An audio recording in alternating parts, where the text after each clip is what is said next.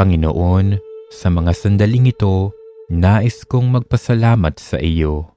Maraming salamat sa mga biyayang ipinagkaloob mo sa akin. Binigyan mo ako ng higit-higit pa sa mga kinakailangan ko. Binigyan mo ako ng pamilya at mga kaibigan na kumakalinga at nagmamahal sa akin. Sila ang tanda ng iyong dakilang pag-ibig sa akin. Panginoon, maraming salamat sa pag-iingat mo sa akin at lalo na sa patuloy mong pagpapatawad sa akin sa kabila ng paulit-ulit kong pagkakasala. Pinangangalagaan mo ako laban sa mga panganib. Tinutulungan mo akong gawin ang tama at nagpapadala ka ng mga taong kaagapay at karamay ko sa buhay.